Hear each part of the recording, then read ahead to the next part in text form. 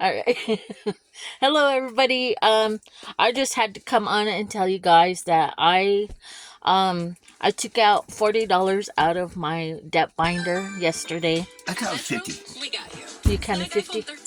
Well, that was yesterday when I was having fun. Out of my debt binder because I haven't got paid. I haven't worked. I didn't work last week, so I didn't get a paycheck. Um, well, I got my last paycheck on last Wednesday, but I haven't worked, so I'm not getting a paycheck this week. So I took $40 out for myself yesterday. But um last minute thing, since we moved out of the apartment and we're living in our RV now, everything kind of got mixed up, and so I needed to take $50 out to go pay for our light bill because the lights got turned off at the apartment.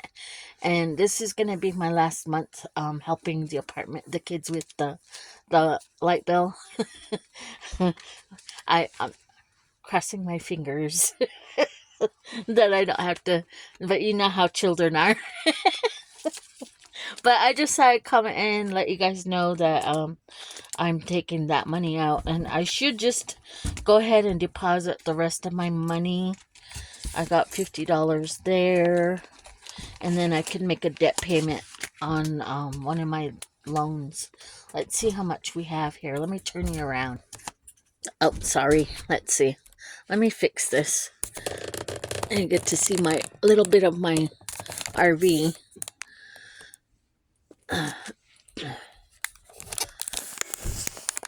That's my little sink right there, or our little sink. I saw you kind of blurry. See, oh no, you guys get to see the edited version here. That's some of my dinner last night. Okay, here we go. 1, 2, 3, 4, 5, 6, 7, 8, 9, 10, 11, 12, 13, 14, 15, 16, 17, 18, 19, 20, 21, 22, 23, 24, 25, 26, 27, 28, 29, 30, 31, 32, 33, 34, 35, 36, 37, 38, 39, 40, 41, 42, 43, 44. We got $44 that I can put towards, and I'm sorry, maybe I should have done it on this side because it's brighter. It's kind of dark on that side. But $44 right here that I can send to pay for one of my debts. And I'm okay. I'm sorry. I just got up. I'm just getting up and getting around. I haven't got ready for the day. Um, just emergency, and it's an actual emergency. I didn't think it was gonna be. I was gonna wake up to this. It was. I woke up to a message from my kids. The lights are out, and where we live, there's a lot of power outages. And you get to watch me put my hair up for the day. A lot of power outages where we live. Sometimes people run into the what's that big thing called where the electricity comes from. Sometimes birds hit that, and we end up with a power outage, or they're doing underground work and they run into a wire. Just simple little things like that. But this is a good lesson for me to, continue to keep saving for those little emergencies that we have to we have to that we run into, the little inconvenience. It's like hang nail, or that's what I compare it to, because it's just the little tiny things that we don't realize that you know and it's one thing that we don't forget. It's our light bill. Our light bill needs to be paid every month, and so um where we live also, our light bill is like 3 times higher than everywhere else. And I don't understand why that is. I don't understand what the reasoning is, but as soon as it hits our city line, the light bill raises up, and I don't know how come. They say it's because they have to pay extra gas to come to our city, but they have to pay gas to get to other cities too, and they're usually driving through here going to from Bend to Portland, but Portland to Bend. I don't understand. It, uh I think it's just something that happens to certain counties, certain cities, certain parts of cities, communities. But it's just something that we have to deal with, and I don't. At first, I used to just really get upset about the inconveniences that our town has to deal with. Um, like if we need different services like uh sewer or water or um emergencies, they have to come down to our community. The price rises. They add an extra, I don't know, $50 for their services to our community. And it's just something that we have to um put in our budget for, so that way we can afford to get the services that we need to have a healthy and sane a healthy and to have water and and uh stuff like that. A lot of our community always gets told we get a lot for free. We don't get nothing for free. We have to pay for stuff just like everybody else. And so uh as a young girl, I was always taught never to expect anything for free, and I'm pretty sure a lot of people have that upbringing.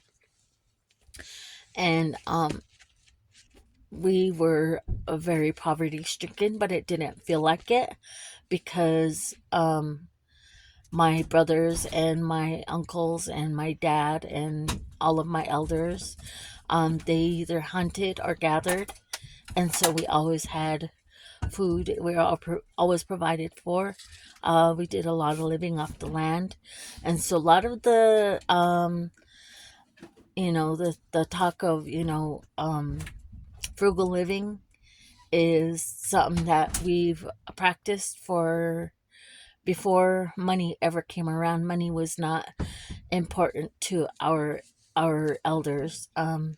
When it first came around, I've heard of people um, not cashing their stipends or whatever they got. They just use it for um, like lighting fire. They light their check and use it to light the fire, or um, they'd use it as scrap paper, or other things. But anyways, frugal living has been a part of our way of life, and a lot of people are starting to go to living off the land, um, and it's a good thing, as long as you're doing it, using what you go out to, you know, gather. It's it's a good thing. And so we are actually starting to prepare for that, because times are getting to where um it's getting tough. Our economy is I believe we're going to go to a moneyless society. I believe that a lot of our economy is not going to be the same anymore. I believe that um a lot of our societies are going to it's going to change. There's going to be, I believe that money even though it's going to be a moneyless society, I believe that it's going to rule. I believe that um, everybody's going to be, can't live without it. It's going to get to that point, and I want to be able to be prepared for that. I have started getting ready and gathering and starting to prepare myself for tougher times because it's getting to that point. I believe that.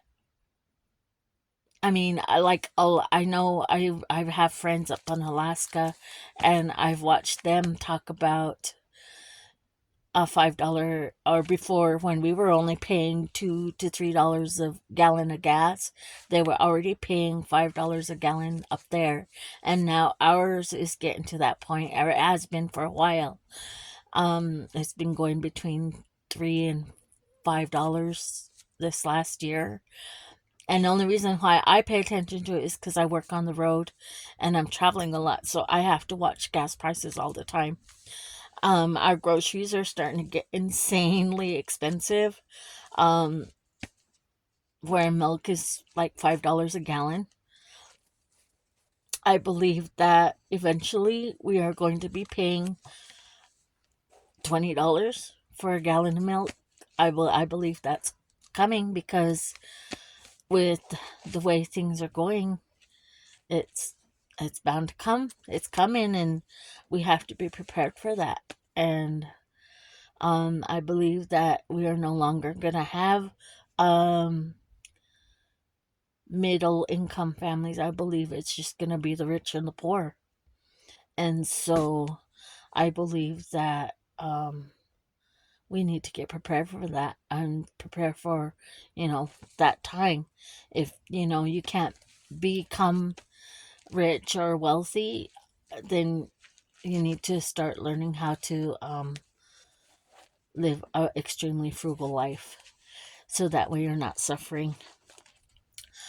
But that's just my opinion. I'm not anybody important. I'm not anybody who knows everything. I'm speaking from my own from what I see and what I've witnessed, and from teachings that I've gotten from when I was little. And when I was little, my mom used to sit down and talk to me about the almighty dollar. And I was just like, I just roll my eyes and I just be like, here we go again. I'd be sitting there Sunday morning and she'd be talking about this and she'd be like, listen, sit down and listen because this is you're gonna think about this when you get older. And I just feel like, yeah, right. All I gotta do is get a job, and then I gotta pay my bills, and then I can get me a car, and I can get me a house, and I just need to get a job. And now I have a job, and I did have a home. I lost my home because I wasn't paying for it. Unfortunately, I thought I could catch up, and when at my house, and where we live is a high fire hazard according to the insurance people, and so a lot of people can't get insurance where we live, house insurance. We can't get home insurance. And so when my house caught on fire, they asked me why I didn't have insurance, and that was the reason why. Because I live in where I lived, it was a fire. If a fire was to come through, there was no way to protect my home. So I wasn't able to get fire insurance or home insurance or whatever. Um, so when my house burnt down, I completely lost it. And then I was going through some traumatic events at that time. And so in that time, bills were not my concern. I wasn't worried about it. At that time, I was just living to breathe, inhaling and exhaling. I was a square tire. I didn't want to exist. I was in deep depression. And I believe that's the time when you need to have those savings. That's why we need to have our emergency funds, why we need to have 6 months to a year's worth of expenses in our bank account, because it's during those times when you're not thinking about your monthly bills, when you're not thinking about, you know, putting oil in your car, which I don't think about anyways, but or putting gas in your car, or new tires, or paying your electricity bill. During those traumatic times when you're just existing, you need to have your emergency fund saved. And I have been working really hard on trying to get my emergency fund, but I'm at the point in life where I save $500, $600, and then I have to take it out and use it again. So my emergency fund goes up and down. And so, and then plus that, I know, and I'm confessing here and I want to be as honest as possible with my budgeting journey. I do gamble, and that's um my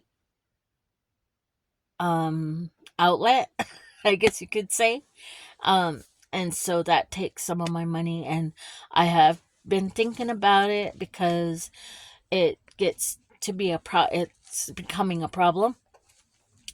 And so I am going to go to a different level of saving, and I want to start I don't want to put gambling on as an envelope. I want to say like fun, or extra money, or vacation money or something, but not gambling, because I don't want it to just be for gambling. I want it to be for when I want to go, let's say, my husband wants to go watch a movie, or I want to go watch a movie. I want to be able to dig into that money and say, okay, I want to go watch a movie, or I want to go eat at this new restaurant that came out, or there's this festival going on over here. I want to be able to go to that, or say his his family has something going on and we want to go to that. So I don't want it to just be for gambling, but I want it to be for fun, for money that I don't have to feel guilty about for taking it out and using it. I want it just to be for fun. So I'm gonna put that down in my budget binder. I'm not working at the moment. I'm working on getting on unemployment, and they made a new unemployment thing here in Oregon, and and I hate change. I'm not a person who likes routine. I'm a person who likes things to be the same. I don't like things to be changed on me. And they changed our unemployment um company, or whatever. They changed the name. And so there's all these new rules and all these new regulations and blah blah blah blah. And I'm just like, great. And so now I have to learn this new system. I don't like changing my phone. I don't like buying new cars. I am one of those people who like just things a certain way, so that way I know what I'm doing. Um, Change brings me high anxiety. I get really anxious, and I don't know why. Like applying for food stamps brings me high anxiety. I don't like I I'm grateful for food stamps. I'm grateful that they're there and I use them when I need it. But I can't, when I'm filling out those forms, I get anxiety really, really bad. Like sweating palms, heart racing, that kind of thing. And so it takes me like maybe a full day to fill out a form. And if you get food stamps or things, and so I get really anxious with that. And so any kind of paperwork I get anxiety about. And like if people say you need to have this paper in by this day, blah blah blah, I'm just like, okay, I got to do that, and I have to. And I believe like I have like ADHD or ADD or something, because my attention span can be short lived. um, I I can't like just do one thing. I have to have like several different things going on at once, and sometimes it gets me frustrated to where I don't want to do anything, and I just sit like a lump on a log. I don't know what I don't know. I'm just talking and sharing my life, and hopefully this helps somebody. Um as far as frugal living, I think we are frugally living. We're living in an RV right now. Um and hopefully this is just the beginning to starting to our journey to our retirement. I think that's where we're going with our financial journey, is we want to um work for retirement, and we have plans for that, but I think I will talk about that in a different video. But I'm gonna go and put this money in the bank, pay my last electricity bill, pay on one of my debts, and then I need to get some stuff for the RV. So this debt binder is completely empty. I'm gonna start over. I'm gonna keep the ones where I marked, because it shows that, I did use it for debt. But thank you guys for listening. Thank you for watching my channel. My name is Rena. Renovations is my channel. Please like, subscribe, comment, and share if you haven't already. And thank you. Stay awesome.